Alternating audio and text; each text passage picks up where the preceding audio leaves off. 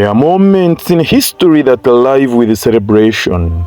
There are others that are alive quietly, folded inside a letter, sealed with ink, carried across continents, almost unnoticed.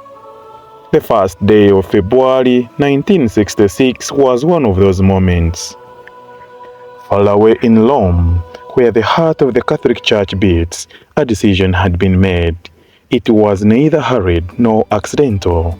It was the fruit of years of prayer, consultation, and careful discernment. For decades, missionaries had watched the church in Kigezi grow from fragile mission stations into thriving communities. Reports had been written, appeals had been made, hope had been patiently waited. Now, Rome had spoken. The decree traveled thousands of kilometers before reaching the hills of southwestern Uganda. It closed seas, it closed nations until at last it reached people who had no idea that their story was about to change forever. The message was simple, yet its meaning would echo through generations. Kabale was now a diocese.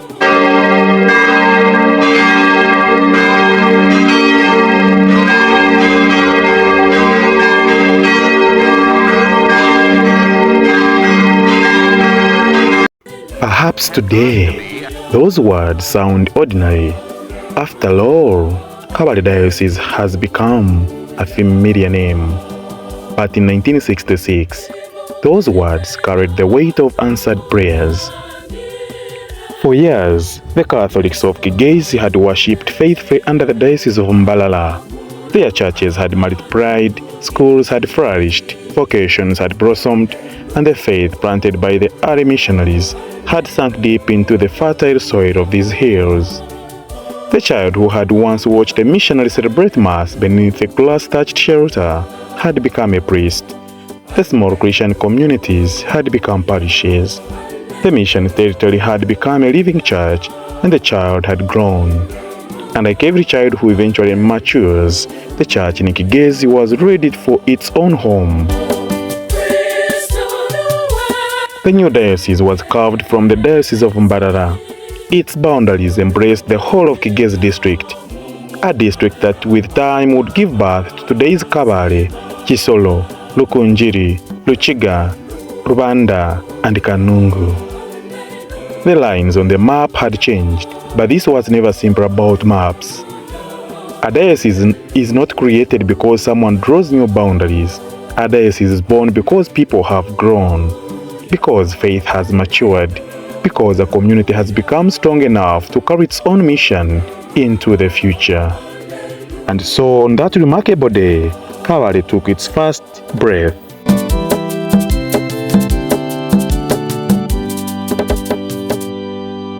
Yet every newborn begins life with humble beginnings. Kabale Diocese was no different.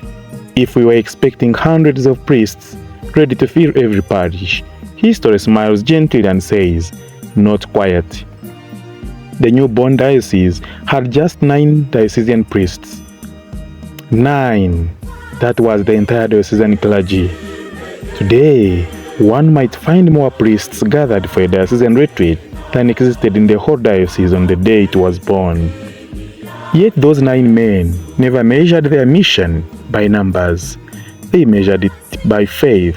They were Father Nalisencio Kangakeizi, the first priest from Kigezi, Father Peter Lucas, Father Athanasius Kakulungu, Father Barnabas Harebimana, Father Vincent Kanyonza, Father Augustine Kanyonyozi, Father Pius Tibanyendera, Father Andrew Karemera, and Father Polycarp Kobusheshe.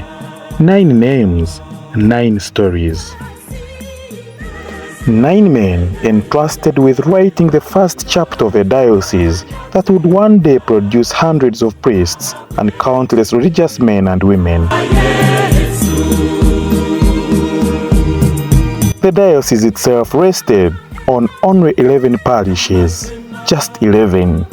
Rushoroza, the mother parish, established in 1923, Nyakibala and Mutorere parishes both opened in 1929. Therefore, the Chitanga Parish, Machiro Parish, Rubanda Parish, Uchinda Parish, Nyachenyi Parish, Nyarushanje Parish, Rwanyana Parish, and Chinanira Parish. Each parish was like a lamp placed upon a hill. Alone, each illuminated its own community. Together, they lit the entire region. Those 11 parishes became the heartbeat of the newborn diocese.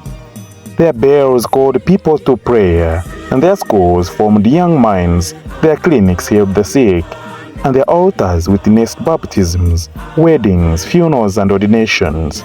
They were not merely places on a map, they were homes. But even the strongest family needed someone to guide it. Rome had already chosen that shepherd, not from Kabale, not from Mbarara, but from neighboring Tanzania. Right Reverend Gavasio Nkalanga, then auxiliary bishop of Bukoba, was appointed apostolic administrator of the new diocese. To many, he was an unfamiliar face, yet history often reminds us that God sometimes sends strangers to prepare the way for sons and daughters who will follow. On the 17th of April 1966, he was installed. Kabale Diocese finally had its first shepherd. His work was immense. There were structures to establish, parishes strengthen, priests to encourage, a diocese to organize. And like a farmer planting trees whose shade he might never sit under, Bishop Nkalanga began building for the future. In just 3 years, he established 3 new parishes, Buhara, Rwengiri, and Nyamwegabira. He also began transferring St. Paul's Seminary from the grounds of St. Mary's College Rusholoza to its present home, quietly investing in generations of priests he would never personally ordain. He was building more than institutions, he was building tomorrow. But history has an interesting habit. Just when one chapter feels complete, it quietly opens another. After only 3 years, Bishop Gavasio Nkalanga was called back to Bukoba, Tanzania. His assignment in Kabale had come to an end. Some wondered what would happen next. Would the young diocese lose its momentum? Or had Providence already prepared someone else? The answer was already taking shape, not in Rome alone, but in the life of a humble priest from Kigezi, a priest whose name the people already knew among the 9, Father Barnabas Rubihwa Harimimana. His story was only beginning.